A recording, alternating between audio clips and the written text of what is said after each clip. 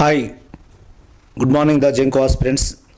The 2016 the chemistry paper ఒకసారి దాని ఎట్లా ఉన్నాయి ఆన్సర్స్ అని చూసినట్లయితే వాటిని సాల్వ్ చేయండి. ఒకసారి 16 పేపర్ను చూడండి, ఒకసారి లైక్ చేయండి, సబ్స్క్రైబ్ చేయండి. మళ్ళీ ఆన్సర్స్ అన్నీ కూడా వాటి చుట్టూ నుంచే క్వశ్చన్స్ రావడానికి ఆస్కారం ఉంది. ఓకేనా, వాటి చుట్టే ఉంటాయి క్వశ్చన్స్ ఎప్పుడు కానీ, పాత దానిలో కానీ ఇంకో కొంచెం చుట్టూ క్వశ్చన్ మారుతుంది అంతే. నా కెమిస్ట్రీ పేపర్ సెక్షన్ ఏలో ఉన్నటువంటి 80 క్వశ్చన్స్ ఎట్లా ఉన్నాయో చూద్దాం మనం. నా ఇక్కడ the first question, now the increasing order of aromaticity among the following the compound is అని ఫస్ట్ క్వశ్చన్ అడగడం జరిగింది. చూడండి ఒకసారి. ఇందులో ఈ ఆన్సర్ చేయాల్సినట్లయితే నెక్స్ట్ ఆన్సర్ కూడా, నెక్స్ట్ రాబోయే ఆన్సర్ కూడా చేస్తుంది. దాని నుంచి ఎట్లున్నాయి ఆన్సర్స్ అని నేను చెప్తా. ఓకేనా. నా ఇది తీసుకున్నటువంటి ఎక్కడంటే చాప్టరు ఏరోమెటిసిటీ అనే చాప్టర్ నుంచి తీసుకున్నాడు. ఏరోమెటిసిటీ ఒకటి ఫస్ట్ పాయింట్. ఏరోమెటిసిటీలో 2 చాప్టర్ కలిపింది. ఇందులో 2 chapters. The increasing order of aromaticity among the following the compound is thiophene, pyrrole, furan, benzene. నా ఏరోమెటిసిటీ ఇట్ హ్యాస్ 2 చాప్టర్స్ ఇచ్చిండు. ఇక్కడ ఒకటి హెరిన్స్ చాప్టర్ ఇచ్చిండు. హెరిన్స్ అంటే బెంజిన్ ఇచ్చిండు. హెరిన్స్, బెంజిన్, నాఫ్థలిన్, ఆంథ్రసిన్. ఓకేనా. Next one is A heterocyclic compound అని చాప్టర్ కలిపిండు. హెట్రోసైక్లిక్ కాంపౌండ్స్ ఇట్లా 2 చాప్టర్స్ కలిపి ఏరోమెటిసిటీ అనే చాప్టర్ కింద ఇవ్వడం జరిగింది. డైరెక్ట్గా ఏరోమెటిసిటీ చాప్టర్ లేదు. ఇక్కడ నా థయోఫిన్ ఫస్ట్ వన్. థయోఫిన్ యొక్క structure this one. Thiophene sulphur compound thiophene. నా here sulphur thiophene. This a present aromaticity 30 kcal per mole thiophene. ఓకేనా. Next pyrrole. B is a pyrrole ఇచ్చాడు. Pyrrole is a now nitrogen heterocyclic compound, this one is a now this 21 kcal ఉంది. Pyrrole is about 21 kilocalories ఉన్నది. Next C is a furan ఇచ్చిండు. now this is a oxygen heterocyclic compound furan. now this energy is a 16 kcal per mole. Next D is a benzene ఇచ్చిండు. ఈ వీటి మీద idea compulsory ఉండాలని చెప్తున్నా. Benzene ఇచ్చిండు. Benzene is a 36. నా ఇందులో ఈ ఆప్షన్లో ఇంక్రీజింగ్ ఆర్డర్ అన్నాడు. ఇంక్రీజింగ్ ఆర్డర్ అంటే లెస్ దాన్ సింబల్ పెట్టుకుంటూ పోతుంది. ఎట్లా పెడుతుంది? లెస్ దాన్ సింబల్ పెడుతుంది. ఇంక్రీజింగ్ అంటే లెస్ దాన్ సింబల్ అంటే ఇప్పుడు ఎట్లుంటుంది అంటే సి లెస్ దాన్ బి అంటే సి బి కన్నా చిన్నది అని అర్థం. ఇది లెస్ దాన్ సింబల్ అంటే ఇది ఇంక్రీజింగ్ ఆర్డర్ వస్తుంది. అదే గ్రేటర్ దాన్ రాష్ట్రం అనుకోండి, డిక్రీజింగ్ ఆర్డర్ వస్తుంది. గుర్తుపెట్టుకోండి. సింబల్లో ఎటువైపు ఓపెన్ చేసి ఉంటే అటు పెద్దది. ఒకటి ఇక్కడ ఇచ్చిండు, ఇంక్రీజింగ్ ఇచ్చిండు. ఓకేనా. నిజానికి ఇంక్రీజింగ్ ఇచ్చినాక ఇక్కడ సిబిడిఏ డైరెక్ట్ రాసినా బాగానే ఉంటుంది, కానీ రాయలేదు. వాడు మంచోడు, సింబల్ కూడా ఇచ్చిండు. ఇక్కడ ఇంక్రీజింగ్ ఆర్డర్ అన్నాడు, సింబల్ కూడా ఇచ్చిండు. ఇక్కడ ఆన్సర్ ఎట్లా చేయగలగాలని చెప్పి ఫస్ట్ ఆఫ్ ఆల్ తెలవాల్సింది వీటి స్ట్రక్చర్లు తెలవాలి ఫస్ట్. 1. 2 వీటి యొక్క ఏరోమెటిసిటీ వాల్యూ తెలవాలి. రెండో పాయింట్. ఓకేనా. దీంట్లో ఉన్న దాంట్లో ఫస్ట్ థయోఫిన్, పిర్రోల్, ప్యూరాన్ ఇవి 3 కూడా హెట్రోసైక్లిక్ కాంపౌండ్స్. ఈ మూడు కూడా ఎవరు? Heterocyclic compounds. ఇది దీని మీదే రాయాలి. నిజానికి తెలివి ఉన్నప్పుడు ఏం రాయాలి? ఇది 30 ఉంటుంది, ఇది 21 ఉంటుంది, ఇది 16 ఉంటుంది, బెంజిన్ 36 ఉంటుంది. హైయెస్ట్ ఎవరు? డి ఆన్సర్కు రైట్ చేయాలి ఫస్ట్ ఆన్సర్. ఈ 2 ఉన్నాయి డీలో. మరి డీలు ఉన్న తర్వాత మళ్ళీ అక్కడికి పోవద్దు. ఇక్కడ ఏలు కరెక్టే ఇచ్చిండు, ఏలు 2 ఇచ్చిండు. ఈ 2 ఆన్సర్లు కావు, కొట్టేసేయి. ఈ 2 ఆన్సర్ కావు. ఎందుకంటే ఇంక్రీజింగ్ ఆర్డర్లో హైయెస్ట్ డి ఉండాలి. ఓకేనా. డి ఉన్న తర్వాత ఈ 2 వేనాయి. ఫస్ట్ ఈ 2 ఎగిరిపోయినాయి. ఈ రెండిట్లో ఉన్నది కథ. ఇక్కడ కూడా సమానం ఉన్నది. లాస్ట్కి ఏం చేయాలంటే ఇంక్రీజింగ్లో 2 చూసుకోవాలి పాయింట్. ఒకటి హైయెస్ట్ చూసుకోవాలి, 2 లోయెస్ట్ చూసుకోవాలి. లోయెస్ట్ ఎవరు ఉన్నారు ఇందులో? ప్యూరాన్ ఉన్నది. ప్యూరాన్ ఉన్నది. నా ఇది లాస్ట్కు సి ఉండాలి. ఇందులో ఆర్డర్లో సి ఎవరున్నారు? దీనికన్నా సి. ఓకేనా. Answer is second one is answer. ఇట్లా ఆన్సర్లను కాక మల్టిపుల్ చాయిస్లో చేసొచ్చే విధానాలు ఇవన్నీ. ఒకటి హైయెస్ట్ చూసుకోవాలి, రెండోది టాలీ అయితే కంపల్సరీ, రెండోది టాలీ అయినప్పుడు రెండో దాన్ని కాదు లాస్ట్ దాన్ని చూసుకోవాలి. ఇక లాస్ట్ దాన్ని చూసుకోవాల్సిన అవసరం ఉంది. ఈ మిడిల్లో తెలియపోయినా మంచిదే. నిజానికి ఏరోమాటిసిటీలో హెటెరోసైక్లిక్ కాంపౌండ్లో లీస్ట్ ఏరోమాటిసిటీ ఉన్నది ఎవరు అంటే ప్యూరాన్. ఇక్కడ ఒక విషయం చెప్తున్నా. ఇక్కడ now aromaticity is directly proportional to stability. Aromaticity is directly proportional to stability ఒకటి. Now second one, aromaticity is inversely proportional to reactivity. Inversely proportional to reactivity. Now reactivity, stability is inversely proportional to reactivity. Stability. Now inversely proportional to reactivity. రేపు పొద్దున ఏమి ఇవ్వచ్చు అంటే question, ఇవాళ ఏరోమాటిసిటీ ఇచ్చిండు, రేపు reactivity అని ఇస్తాడు క్వశ్చన్. రియాక్టివిటీ అన్నప్పుడు ఏమవుతుందంటే ఇదే కాంపౌండ్ రివర్స్ అవుతుంది. హైయెస్ట్ రియాక్టివిటీ ఎవరు అంటే now C's furan is a more reactivity. ఓకేనా, C is a more reactive. కానీ ఇక్కడ కూడా ఒక తిరకాస్ వస్తుంది. ఎందుకంటే oxygen is a heterocyclic atom కావున ఇది ఎలక్ట్రాన్ ఫ్రీగా డొనేట్ చేయలేకుండా పోతుంది. కావున డొనేట్ చేయలేకపోతుంది. దాన్ని మళ్ళీ ఎక్సెప్షన్ కిందకి వస్తే అది పిర్రోల్ అవుతుంది. ఎందుకంటే ఎలక్ట్రాన్ డొనేట్ చేయాలి. Oxygen electronegative atom. Electronegative atom is can't donate the free it is not freely donate the electron pair to the heterocyclic system. So అదే నైట్రోజన్ ఈజీలీ డొనేట్ చేస్తుంది. సో వాట్, అక్కడ కూడా ఎక్సెప్షన్ అవుతుంది. High reactivity ఎవరు అవుతుంది అంటే దీంట్లో exception కింద అయితే నా నిజానికి ఈ మనకి ఇక్కడ ఉన్నటువంటి ఆర్డర్ ప్రకారం, ఈ థియరీ ప్రకారం, ఈ యొక్క కండిషన్ ప్రకారం హైయెస్ట్ ప్యూరాన్ ఉండాలి. కానీ ప్యూరాన్ కాదు, హైయెస్ట్ పిర్రోల్ ఈజ్ ఆన్సర్ అవుతుంది. Exception answer. ఓకేనా, నా ఇక్కడ ఇచ్చిన ఆన్సర్లో నిజానికి వాడు ఏరోమాటిసిటీ ఇంక్రీజింగ్ ఆర్డర్ ఇచ్చిండు. ఓకేనా, నా ఇంక్రీజింగ్ ఆర్డర్లో హైయెస్ట్ బెంజిన్. ఓకే, లీస్ట్ ఏరోమాటిసిటీ ఎవరు అంటే నా ప్యూరాన్ ఈజ్ ఆన్సర్. రేపు పొద్దున రియాక్టివిటీ రావచ్చు. రియాక్టివిటీ అంటే నిజానికి యాజ్ పర్ ది థియరీ ప్రకారం ఓకేనా నా ప్యూరాన్ అవుతుంది హై రియాక్టివిటీ. కానీ exception furan is a more reactive, not నా pyrrole is a more reactive. Okay, అదొక్కటి, ఈ రెండింటికి మాత్రం ఎక్సెప్షన్. తర్వాత మిగతా యాస్టీజ్ అవుతుంది. మళ్ళీ ప్యూరోల్ తర్వాత ప్యూరానే, నెక్స్ట్ ప్యూరోల్ తర్వాత ప్యూరానే రియాక్టివిటీ అవుతుంది. ఓకేనా, తర్వాత థయోఫిన్ ఉంటుంది, తర్వాత బెంజిన్ ఉంటుంది.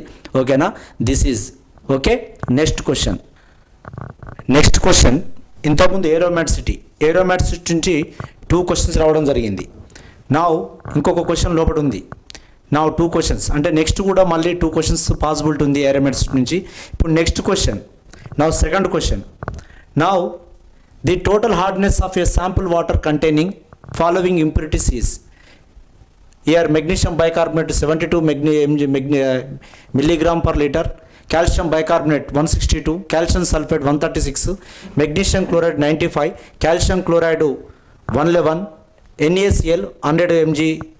Okay, now option 450, 2000, 500, 1800 ppm అని ఇచ్చాడు. ఇక్కడ ఎట్లా చేయాలి answer? Water technology questions and water pollution control నుంచి 8 మార్క్స్ రావడం జరిగింది లాస్ట్ టైం. ఇట్లా ఒక్కొక్క దాంట్లో ఎన్ని మార్క్స్ వచ్చినాయి అనేది రాయడం జరిగింది. 8 మార్క్స్ అంటే నాట్ ఏ సింపుల్. ఒక 8 మార్కులు 50 మార్కులు తీసుకొచ్చుకుంటే జాబు గ్యారంటీ. ఇందులో 50 మార్క్స్ తీసుకొచ్చుకుంటే అంటే 50 మార్క్స్కు నువ్వు హార్డ్ వర్క్ చేయవలసిన పరిస్థితి నీ దగ్గర ఉంది. ఓకేనా, నా దగ్గర కాదు, నీ దగ్గరనే నువ్వు వాటిని చేయవలసింది. నా ఈ క్వశ్చన్ గ్యారంటీ. ఇది నువ్వు వద్దన్నా మళ్ళీ నెక్స్ట్ ఎగ్జామ్లో దీని నుంచి క్వశ్చన్ లేకపోతే ఓకేనా నేను ఎంతకంటే అంతకు రెడీ. ఎందుకంటే ప్లాంట్ బతికేదే వాటర్ పొల్యూషన్ మీద, వాటర్ కంట్రోల్ హార్డ్నెస్ మీద ఉన్నది. దానికి కావాల్సింది ప్యూర్ వాటర్ కావాలి. మరి ఈ ఆన్సర్ని ఏ విధంగా చేయాలి? The total hardness of a sample water containing following impurities is magnesium bicarbonate, calcium bicarbonate, next calcium sulphate, magnesium chloride, calcium chloride, NaCl sodium chloride ఇచ్చింది ఇక్కడ. నా ఇవి 2 పెట్టద్దు ఆన్సర్ను. 2000 ppmను మరియు 1800 ppmను పెట్టద్దు. ఎందుకు పెట్టద్దు అన్న సంగతి చదువుకుంటే దీన్ని చదువుతూ తెలుస్తుంది. ఈ 2 ఆన్సర్లు కాదు. ఎందుకు కాదన్న సంగతి ఇప్పుడు నువ్వే చెప్తావు. ఓకేనా, ఇందులో ఇచ్చినటువంటి ఆప్షన్ ప్రకారం ఈ రెండు ఆన్సర్లు ఉండయి. వీటి మీద లెక్కలు చేసిన వానికి వీటిని ప్రాబ్లం చేస్తే మాత్రం తెలుస్తుంది. Now total hardness is equal to ఏం చెప్తాం? Total hardness is equal to now temporary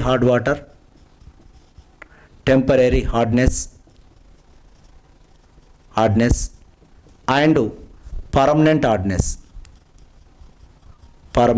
hardness. Okay, temporary hardness, the bicarbonates calcium bicarbonate and magnesium bicarbonate ఈ రెండు ఇచ్చిండా? నా ఇక్కడ కాల్షియం బైకార్బనేట్ ఇచ్చిండు 162 ఇచ్చిండు. నా మెగ్నీషియం బైకార్బనేట్ 72 ఇచ్చిండు. ఇక్కడ వెయిట్ ఇచ్చిండు. ఇక్కడ ఇది 162, నా ఇది 72. ఇక్కడ chlorides and sulphate permanent hardness is equal to నా క్లోరైడ్స్ అండ్ సల్ఫేట్స్ అంటే వాడు calcium chloride, magnesium chloride, calcium sulphate, నా మెగ్నీషియం సల్ఫేట్, ఈ 4 పర్మనెంట్ హార్డ్నెస్లు ఉంటుంది. కాల్షియం క్లోరైడ్ ఇచ్చిండా? నా 111 ఇచ్చిండు. Next year calcium sulphate 136, magnesium chloride 95, magnesium sulphate ఇది ఇవ్వలేదు. Is not given. ఇవ్వనప్పుడు పెద్ద ప్రాబ్లం లేదు. ఇవ్వనప్పుడు దాని గురించి సార్ NaCl ఇచ్చిండు. NaCl అనేది ఇట్ ఈస్ నాట్ కన్సిడర్డ్. ఇది హార్డ్నెస్లో పార్ట్ కాదు. ఇది ఫస్ట్ పాయింట్. ఇది హార్డ్నెస్లో పార్ట్ కాదు. ఎవరు గారు? NaCl హార్డ్నెస్లో పార్ట్ కాదు. ఓకేనా? దాన్ని తీసేయాలి, దాన్ని ఎలిమినేట్ చేయాలి, దాన్ని కౌంట్ చేయొద్దు. ఇక్కడ హార్డ్నెస్ ఈజ్ ఈక్వల్ టు నిజానికి సార్ ఈ ప్రాబ్లం చేస్తే టైం వేస్ట్ అవుతుంది కదా. దీని టెక్నిక్ నేను చెప్తా. ఇప్పుడు ఇచ్చిన దాంట్లో ఏమి ఇచ్చిండు ఇక్కడ? ఓకే, మెగ్నీషియం బైకార్బనేట్ ఇచ్చిండు, కాల్షియం బైకార్బనేట్ ఇచ్చిండు, కాల్షియం సల్ఫేట్ ఇచ్చిండు, మెగ్నీషియం క్లోరైడ్ ఇచ్చిండు, కాల్షియం క్లోరైడ్ ఇచ్చిండు. ఇక్కడ వరకే, ఇది కన్సిడర్ చేయొద్దు. NaCl అనేది ఇది హార్డ్నెస్లో పార్ట్ కాదు. ఇక్కడ ఇచ్చిన కాంపౌండ్. నా మాలిక్యులర్ వెయిట్స్ నిజానికి తెలిసి ఉండాలి ఇక్కడ. నా కాల్షియం బైకార్బనేట్ అంటే నా బైకార్బనేట్ వెయిట్ ఎంత ఉంటుంది? 1 + 12 + 48, ఆక్సిజన్ 48. నా 61 ఉంటుంది. 61 2 ఇది ఎక్కడ బైకార్బనేట్ 2 122 + 40, 120 + 40 162. ఓకే, నా దిస్ ఈజ్ మెగ్నీషియం బైకార్బనేట్. నా దీని మాలిక్యులర్ వెయిట్ ఎంత ఉంటుంది అంటే 146 ఉంటుంది. నిజానికి ఇక్కడ 73 ఇవ్వాలి బైలో పోవాలంటే. హాఫ్లో పోవాలంటే ఇచ్చిండు. ఓకే, నా సగం హాఫ్లో ఇచ్చిండు, దీనికి హాఫ్ ఇచ్చిండు. ఇది 146 రావాలి, బట్ 172 ఇచ్చిండంటే హాఫ్ ఉన్నది, హాఫ్ 1/2 ఉన్నది. నా calcium chloride 95, calcium chloride 111. Okay, 71 + 40, 111. Okay, calcium sulphate 136. Okay, నా మెగ్నీషియం క్లోరైడ్ 95. ఓకే, 100%. నా మెగ్నీషియం సల్ఫేట్ ఇవ్వలేదు, ఇది ఇవ్వలేదు. హార్డ్నెస్లో పార్టే, కానీ ఇవ్వనప్పుడు నువ్వేం చేస్తావు? నేనేం చేస్తా? దాన్ని కౌంట్ చేయని అవసరం లేదు, దాన్ని ఇవ్వనవసరం లేదు. మరి హార్డ్నెస్ ఎట్లా ఎక్కించాలి? నా హార్డ్నెస్ ఈజ్ ఈక్వల్ టు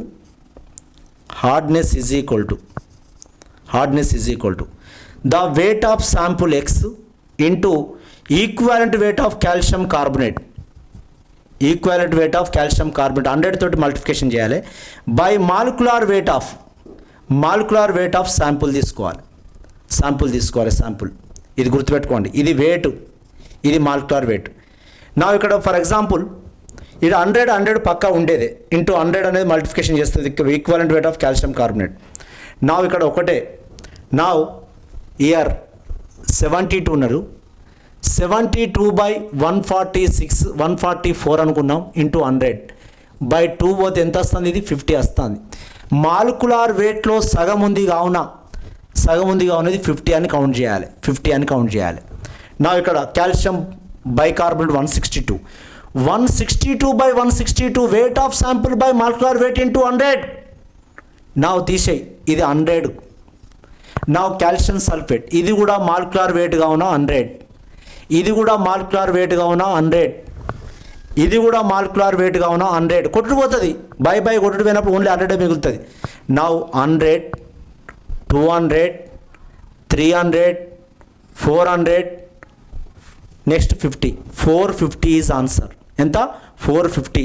అంటే డైరెక్ట్ నువ్వు ఫార్ములా వెయిట్ అయినట్లయితే నువ్వు 100 లెక్కించాలి. ఒకవేళ ఫార్ములా వెయిట్ లేక హాఫ్ ఉందనుకోండి 50 లెక్క పెట్టాలి. అంటే 50, 100, 100, 100, 3 అంటే చూడండి ఈ 100. నా 450 is answer. This one is answer. This one చెప్పడానికి ఇంత టైం పట్టింది, కానీ నిజానికి ఫార్ములా వెయిట్ పట్టే. ఓహో, మెగ్నీషియం బైకార్బోనేట్, మెగ్నీషియం బైకార్బోనేటే 122 ఉన్నది. బైకార్బోనేట్ ఎంత ఉన్నది? నా బైకార్బోనేటే 122 ఉన్నది. 120 ఉన్నప్పుడు 72 ఎట్లుంటుంది చెప్పండి? కంపల్సరీ 140 చేంజ్ ఉంటుంది, రైటా? అంటే అది 50. నెక్స్ట్ ఇవన్నీ కూడా మాలిక్యులర్ వెయిట్కి ఈక్వల్ ఉన్నది. ఒక మెగ్నీషియం క్లోరైడ్ అనేది, ఓకేనా, మెగ్నీషియం క్లోరైడ్ అనేది. నెక్స్ట్ కాల్షియం క్లోరైడ్ వెయిట్ ఎక్కువది, ఇది 40 ప్లస్ 71, 111. 100 కింద ఉండేది కేవలం ఎవరు ఉంటారంటే మెగ్నీషియం క్లోరైడ్ ఉంటుంది, 95 ఉంటుంది, ఓకేనా. అంటే 100, 100, 100, 100, 400 ప్లస్ 50, 450 ఈజ్ ఆన్సర్, ఓకేనా. నెక్స్ట్ టైం కూడా క్వశ్చన్ దీంట్లోకి వెళ్ళి guarantee answer. Next question, the next question కూడా ఇది కూడా వాటర్ టెక్నాలజీ తీసుకోవడం జరిగింది. The desalination of brackish water using reverse osmosis process is known as. Brackish water అంటే sea water. Brackish water is mean of sea water. Now using the reverse osmosis process is known as. Simplest బిట్టే.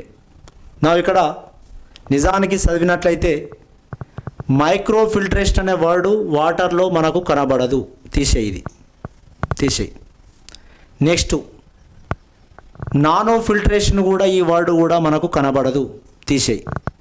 ఉండేటువంటి 2 పదాలు ఉంటాయి, ఒకరి hyper filtration ఉంటుంది, ultra filtration ఉంటుంది. Reverse osmosis అనే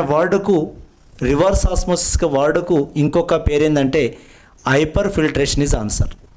hyper filtration. ఇక్కడ brackish వాటర్లో నౌ ఈజ్ ఏ ప్యూరిఫికేషన్ అనే మెథడు, ఒకటి మెంబ్రెయిన్ డిస్టిలేషన్ ఉంటుంది. Membrane distillation. Second of all electrodialysis ఉంటుంది.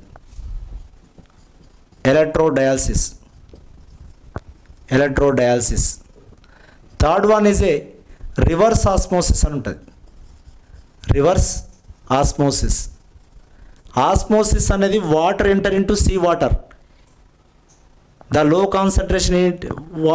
concentration is a solution or water is a enter into high concentration అనేది, that is a osmosis, ద్రవాభిసరణం. Now water reverse చేస్తున్నాం, high concentrate to low concentration చేస్తున్నాం. Now దాని reverse osmosis known as hyper filtration is answer. ఒకటి అంటే ఇక్కడ నుంచి రావడానికి ఆస్కారం ఉంది బిట్టు. జాగ్రత్త, ప్రాసెస్లు, ఎక్స్టర్నల్ ప్రాసెస్లు, ఇంటర్నల్ ప్రాసెస్లు, ప్రైమరీ ప్రాసెస్లు అవన్నీ కూడా. Then next fourth question, the exhausted cation change column in the ion exchange process can be regenerated by passing through it. Solution of. Now the exhausted cation change, పని అయిపోయినా పూర్తి అయిపోయినా workless of the exhausted cation change column in the ion exchange the process can be regenerated by the passing through it. The solution of ఏది pass చేసి మనము how it is regenerate. నా ఇక్కడ here 2 types ఉంటుంది, గుర్తుపెట్టుకోండి.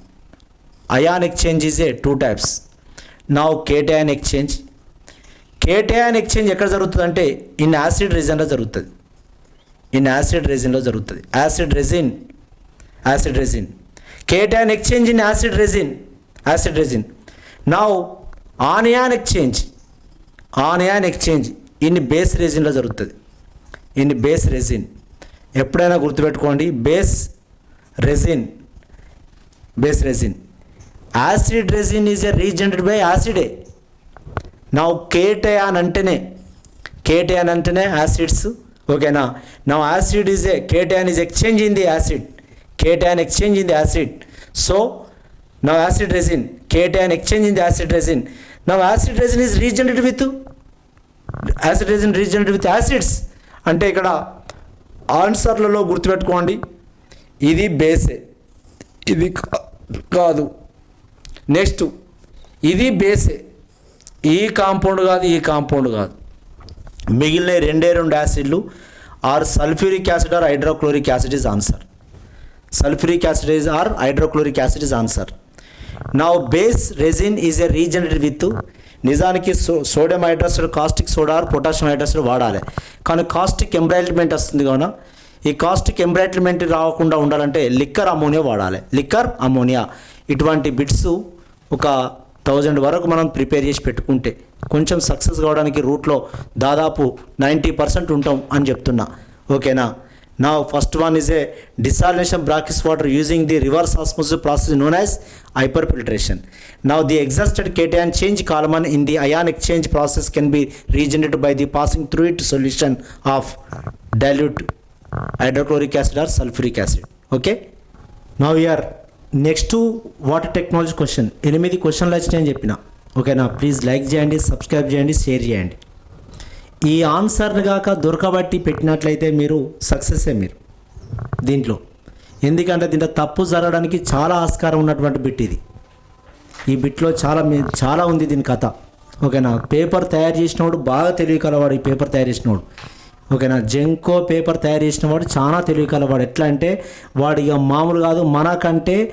మనకంటే వాడు దాదాపు ఒక 10 రేట్లు ఎక్కువ ఉన్నాడు దీని మీద, నాలెడ్జ్ మీద 10 రేట్లు. అంటే వాళ్ళు నిజానికి ఎక్కడ జరిగినటువంటి ఎన్టీపీసీ కానీ జెంకోకి ఎగ్జామ్ పేపర్ వాళ్ళే తయారు చేసి ఇస్తున్నారేమో అనిపిస్తుంది నాకు. Now which among the following substances causes scale formation in boilers? Which among the following substance causes scale formation in boilers? ఒకవేళ స్కేలు స్లడ్జ్ తెలియకపోతే what is scale, what is sludge అని తెలియకపోతే వాడికి ఈ జెంకో ఎగ్జామ్ రాసి వేస్ట్. ఎందుకంటే the adhering material, అతకపోయే material scale, the loose material is what sludge. Loose material is what sludge. ఇప్పుడు మనం వాటర్ కాక హీట్ చేస్తున్నప్పుడు చుట్టూ మన గిన్నె చుట్టూ పట్టుకునేటువంటి ఒక హడరింగ్ మెటీరియల్, నా అతకపోయే ఫిక్సింగ్ మెటీరియల్ ఎవరంటే స్కేల్ ఎవరంటే ఇక్కడ గుర్తుపెట్టుకోండి. నా మెయిన్గా సల్ఫేట్ అండ్